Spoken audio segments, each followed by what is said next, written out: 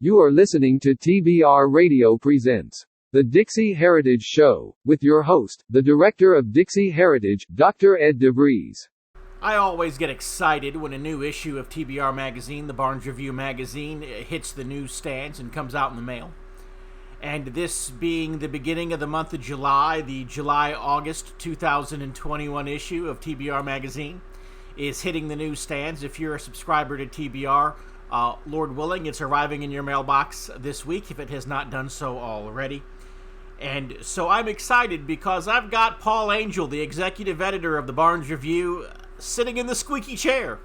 And we're going to talk about 4 articles that appear in the July-August issue, 4 articles that I believe will be of particular interest to our Dixie Heritage listening audience.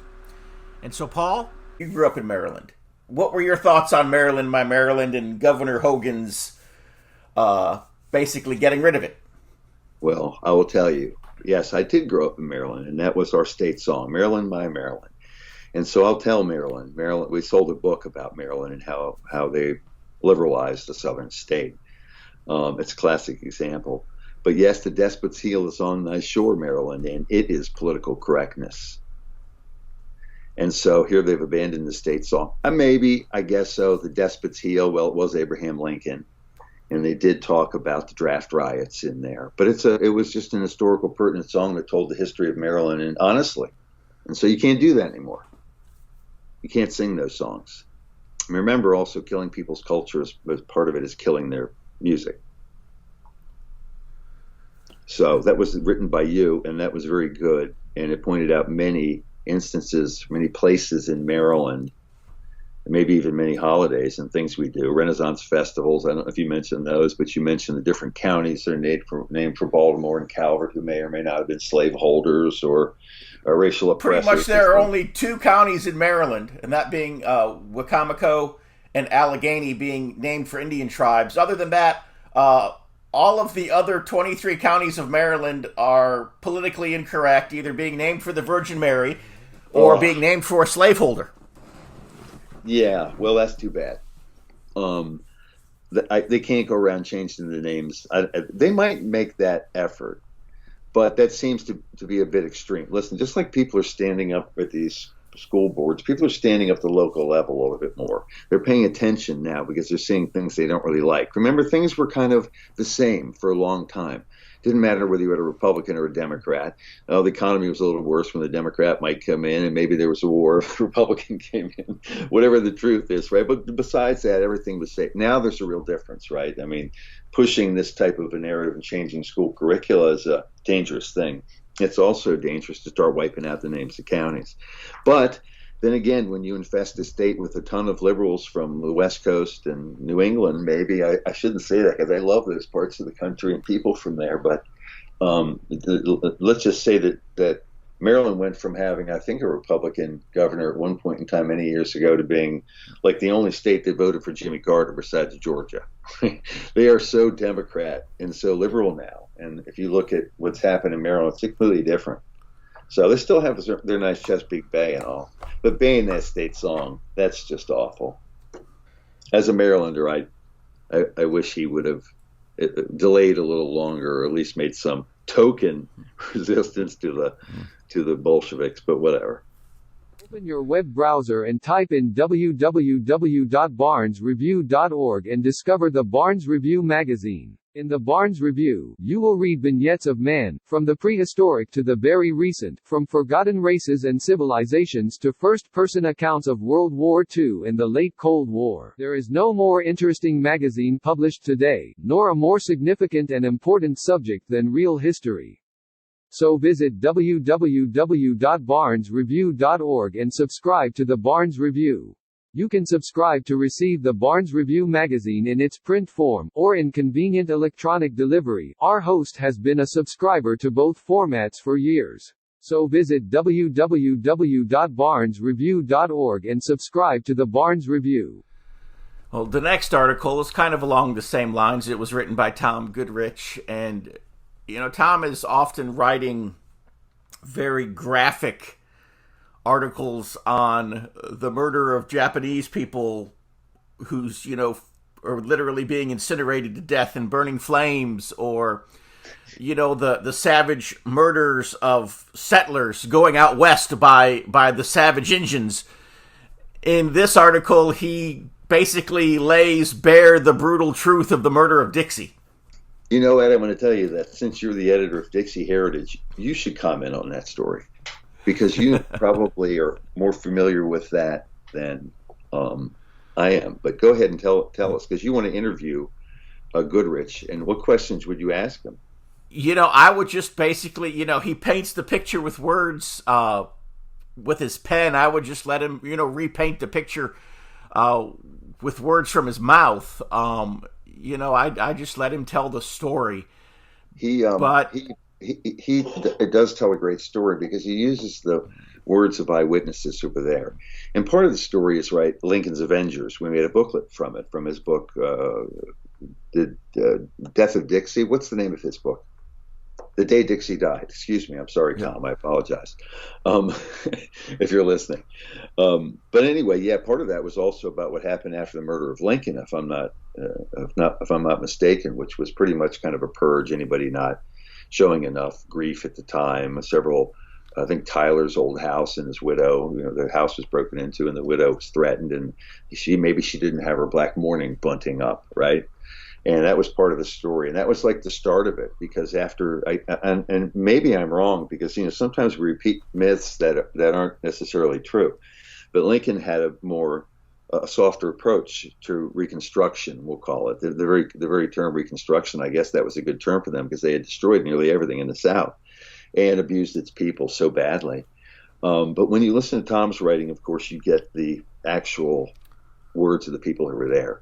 And some of the things that they said at the time might be considered, once again, politically incorrect, but it's history. You need to listen. It's the way I don't necessarily like censoring out particular words that other people refuse to spell out now. I don't like curse words, but we've almost gotten to the point where we're put certain words with asterisks and number signs, whatever, to mean something, not a curse word necessarily, but a word that's now considered a racial epithet. So Tom lets them do the talking, and I think that's what makes this article so powerful.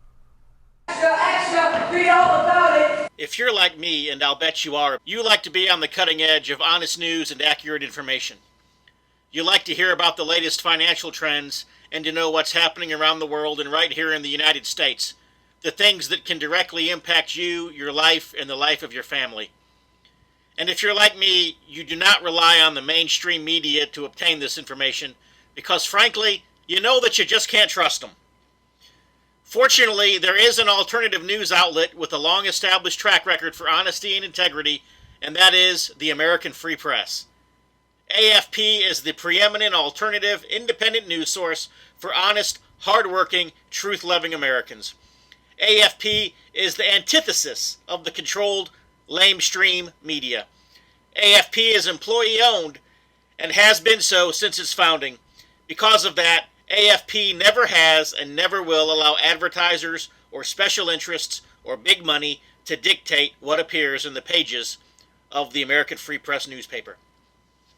26 times a year, the American Free Press newspaper can be delivered to your door, packed with the kind of uncensored news that I know you're going to appreciate. AFP covers the stories and tells the truth that the lamestream media is frankly scared to touch. And AFP offers real, on-the-scene reporting and commentary, the likes of which you will never see in the Washington Post, the New York Times, ABC, NBC, CBS, CNN, or just about any other lamestream news source that you can think of.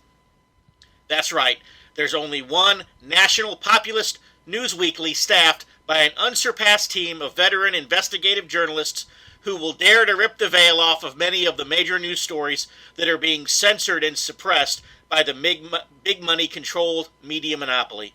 And that's the American Free Press. AFP publishes exciting, in-depth, uncensored news and information that's grassroots and patriotic, information that Americans need to know in order to combat the growing police state. AFP stands firmly against the New World Order and against those who are working to establish a global plantation under the rule of a powerful few. In short, AFP is your voice. If you have any doubt why they, Want to silence AFP? You must be relying on the lamestream media for your news, and folks, that's a big mistake. If you're ever dissatisfied with your subscription to the American Free Press, their guarantee is that you just drop them an email and they will gladly refund the unused portion of your subscription. So what are you waiting for? Visit www.americanfreepress.net. Once again, www.americanfreepress.net. And find out about the American Free Press. Do it today. Extra, extra, read all about it. Yeah. And then there was an article after that one, and it was by Edward Mike, and I can't remember when now. Maybe about 2 months ago, I remember doing an interview with Edward Mike, and we did 2 interviews, actually. One was on this show. The other was on the Dixie Heritage show. We talked about this subject, I believe, on both programs, and that was slavery, and that life in Africa was pretty rough, and however bad slavery may have been in this country, the people who were living in it were still getting an upgrade in life, livelihood, standard of living from anything they ever possibly would have had living in the jungles of Africa. Yes, it's a tough thing to say, but that first generation, at least right here, that came over, even the second generation, must have, I would say the first generation would have talked about it. But yeah, I mean, basically the people that were brought to the coast that European slavers purchased, I suppose, right, from basically Muslim slavers and black slavers, were people that were already enslaved. And they may have seen their loved ones, their family separated. They may have seen a husband hacked to death and eaten at that point in time. I remember we had a story about some of the tribes of Africa did, in fact, engage in cannibalism quite late. And so he has the testimonies of slaves themselves. Now, this is the second part of kind of a 2-part series. One was written by Clint Lacey. I can't remember the exact issue. I did mention that in the article. And this one here is kind of the same thing. But to listen to the slaves themselves talked about their masters and the way they behaved and their relationship with their masters. But a missionary, I believe it was, who described what life was like for them. And if I'm not mistaken also, and you may have mentioned this, that they might be carried off by lions or animals if they were living in jungles. But once they became slaves, they were pretty poorly treated and didn't have much of a way out of that. And so, and if you ever read the book, oh my gosh, the book by the American captain who got captured in the Sahara, right at the coast of the Sahara, and he was enslaved and finally got escaped, I don't know, a year later, and he went from 220 pounds to like 89 pounds or 56 pounds. It was unbelievable. And his crew, multiple members died, and eventually if you read that, it's how they treated the slaves in the Sahara region. Of course, we're talking about the Central Africa now. But yeah, I don't think Europeans just ran into the malaria or whatever, tsetse fly infected jungles to go grab slaves. They were brought to them. And so the early generation of slaves remembered that. So having how, even though they were asked to work in the fields, and nobody wants to be a slave, for God's sakes, they did have houses and clothing and holidays and were treated well by most. Many times the mistreatment came from their own, maybe mulatto or black overseer. Sometimes a crazy white overseer, but when that happened, some of the slaves recount that person was fired immediately and run off the plantation. So Muhammad Ali is considered a cultural icon even today. But had he lived today, he would be cancel cultured. Because if you remember when the first time he went to Africa for a boxing match, it was first time to go to the continent of Africa, and he got off the airplane, and he was driven to wherever it was, and one of the sportscasters basically asked him the question, what it was like for him to finally be in Africa, to get back to his roots, to his ancestral homeland. And all he could say was, "I'm so grateful great-granddaddy got on that slave ship." Well, yes, he was outspoken, probably would have been cancel cultured. He was also anti-war at the time, and ended up doing a little bit. We're talking about Ali, right? Yes, sir. Yeah, sorry, I missed that lead in. Um, yeah, interesting fellow. I like outspoken people, even if I disagree with them. It takes guts. Yeah. And, I know we're getting off topic here just a little bit, but, they say that Muhammad Ali dodged the draft, and that's why he went to prison. The truth is that he showed up for his draft, and he was there. And they say that he refused to answer when they called his name, but they never called his name.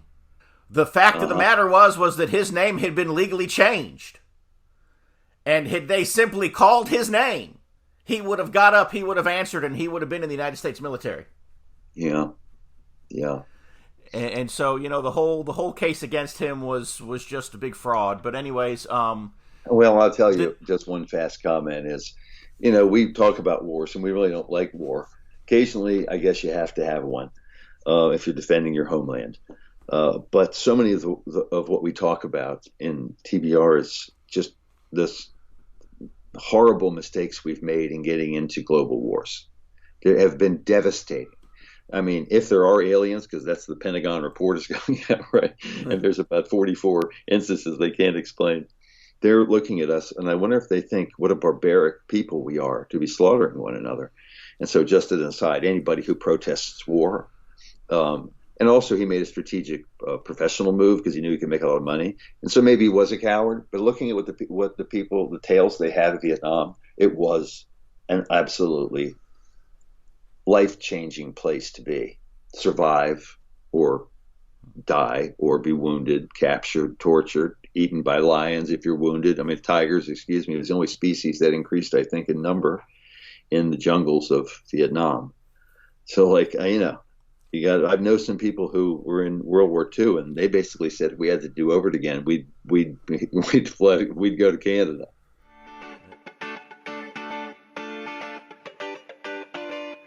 I've got on the phone with me today Dr. William Von Peters, and Dr. Von Peters has been my doctor for the last, I guess, about 10 years now. And Dr. Von Peters, I was complaining about knee pain here a few weeks ago, and you gave me some stuff that you called knee formula, and I just have to say that the knee pain has subsided. My son was complaining of knee pain because being a baseball catcher, all the squatting, his knee was making noises it shouldn't have made. I'll just put it that way. And so I started sharing it with him, and he has said that he feels a lot better now. So tell us about the knee pain, and tell us why our pain is going away. Well, actually, the product is a homeopathic formula that I developed originally because my wife had knee pain. And so she was complaining about it, and so I sat down, did the research, put the formula together, and so she was kind of the guinea pig on the thing that was for her. What it basically does, it's designed both to deal with pain in the knees as well as dealing with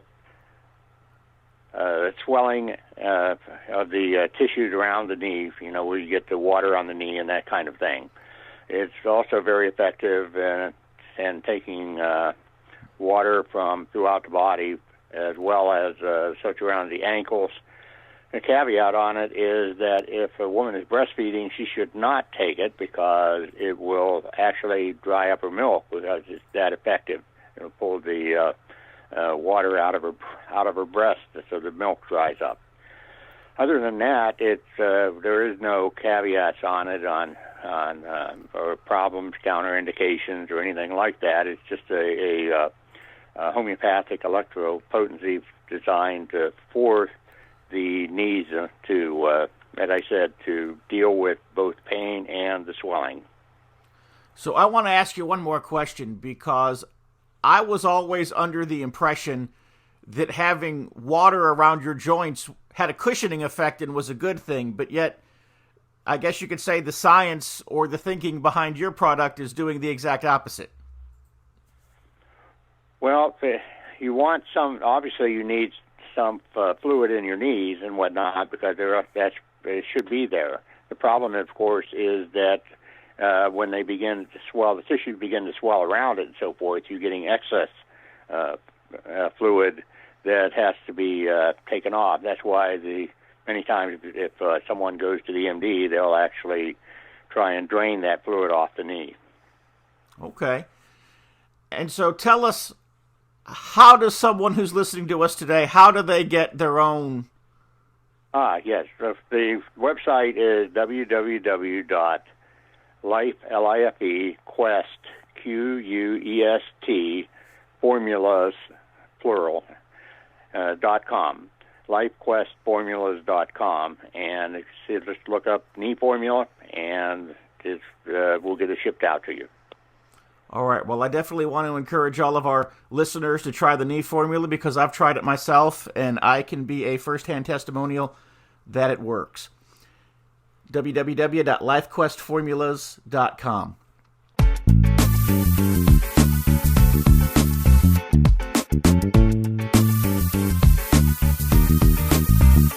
So the next article then is another Tom Goodrich piece, and he talks about the eyes and the ears of the Army, and those being the scouts of the high plains, during the Little Bighorn and the Fetterman Massacre, Slim Butts, Palo Duro Canyon. He talks about a number of battles that were taking place as the United States, and particularly its Army, were moving further westward. And he talks about these scouts who basically, no way that the Army could have navigated that terrain and, that wilderness, if you will, had they not had the assistance of people who knew the lay of the land. Correct. These guys, scouts, were so much more important than we hear too much about. Is there any movies about scouts? Somebody's going to say, sure, there's one or two, but basically it's the big generals, right, or the head of the wagon train or whatever. But out there riding alone in those valleys and arroyos and looking over the next ridge and seeing some Apache or whoever may be there, the Army is squabbling with at the time, and they risk getting captured and having getting information from them. If you read honestly the works of Tom Goodrich, he'll give you the details of the treatment that prisoners would receive, or wounded would receive, or the dead would receive by the Indians at the end of a battle. In some instances, not all. But yeah, they're the guys who are out there risking their lives, coming back, getting the information, and having to live out there on the trail, and freezing nights and broiling days, and like I said, hostile Indian tribes and rattlesnakes and everything else. So yeah, Tom weaves a nice story of the scouts of the U.S. Army in the Western Plains in the 1880s, I believe.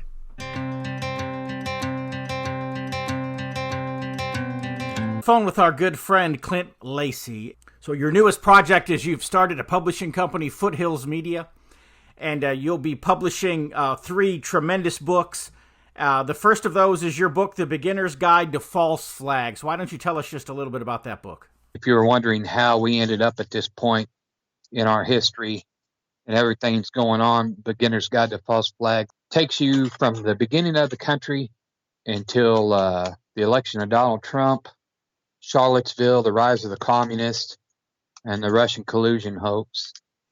The rape of Delaware County is a story in which a United States veteran defended himself against a known drug felon, only to find out that the local police were in on it. Crooked prosecutors, and one of those prosecutors was actually arrested coming back from an island in the Caribbean in a murder for hire plot. And it just details just how corrupt one small county can be. And in the book, I said that Delaware County, Oklahoma, in the past was a safe haven for outlaws from Missouri and Arkansas. And what the reader will find out, it still is. Blood in the Ozarks, expanded second edition, 156-year-old government cover-up in which out of control Union officer led his men to murder men, women, and children at a Christmas gathering in the Missouri Ozarks. I founded Foothills Media in 2019 because I'm dedicated to bringing you the truth. Thank you, Clint. I know that our listeners are going to want to check out Foothills Media, so tell them how they can do so.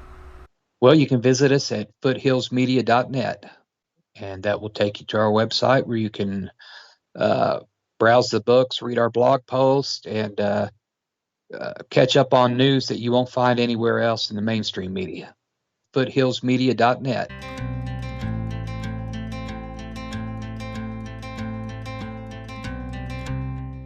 For the last couple of weeks here on TBR Radio Presents the Dixie Heritage Show, we've had music from Brother Mike Saunders. Brother Mike Saunders was a dear friend for many years. He did music ministry for me, music director, song leader for me there when I was a pastor in Texas for a number of years. And, Brother Mike has gone on to be with the Lord, and I know I'm so happy that he's with his Savior, but he's dearly missed here upon the earth.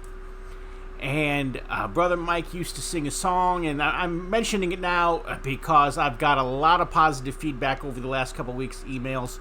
People are like, hey, you got any more of that Mike Saunders music? And so we have a little bit of time left on today's show. I'm just going to go ahead and I'm going to share another Mike Saunders song with you. And when I was a kid, I used to put on a cape, and I used to climb up on the roof of our 2-story lake house, and I would fly. I would jump off a 2-story roof, and I would jump into a lake, so it was a safe landing. But I'd put on a cape and had a Superman, the Superman underoos, and I would fly off of our 2-story lake house, off the roof, and into Lake Dale. Brother Mike Saunders used to tell a story about how when he was a kid, how he used to try to fly like Superman. And there was a song that he sang, and it's basically, we're going to leave this world like Superman, we're coming back like the Lone Ranger, and likening Jesus to 2 of his favorite childhood heroes, or should I say, we just thought Superman and the Lone Ranger were great heroes. Jesus is so much greater than both Superman and the Lone Ranger. And so I'm going to leave you with Brother Mike Saunders singing like Superman and the Lone Ranger. Before I do, let me just remind you that we will be back again next week, same time, same place. Another superhero, Batman, same bat time, same bat channel. Come back again next week and we'll have another great show for you. Until then, go to our website, www.dixieheritage.net, www.dixieheritage.net, and find out how you can get a free copy of my book, The Truth About the Confederate Battle Flag. When I was a little boy, I always wanted to fly. I remember several times I was fool enough to try. I'd run real fast across the ground and extend my arms and hands. Then I would leap way up into the air to fly like Superman. Another childhood thing I did that made me even stranger, I'd straddle some old broom and play like I was the Lone Ranger. I'd ride a while and then I'd leap like Superman again. But when I'd ride or fly, it was just pretend. Now those were my 2 heroes, 2 extra special men. I wanted to, but I always knew I could never be like them. But now I have a real hero that's far more strong and true. It's Jesus Christ, the living Lord, and here's what he will do. He'll let you leave this world like Superman on that glorious day, when I'll go flying through the air when he calls his bride away. We will fly up through the sky to the marriage of the Lamb, and after that great wedding day, he's a-coming back again. And when he comes a second time, it won't be like the first, for he'll return as King of Kings to rule and reign on earth. When he first came as a baby, they laid him in a manger, but what a sight on horses white will return like the Lone Ranger. We're gonna leave this world like Superman, right up through the sky. as Jesus takes us to that marriage supper up on high. And as we go through outer space, for us there'll be no danger. We're gonna leave this world like Superman. We're coming back like the Lone Ranger.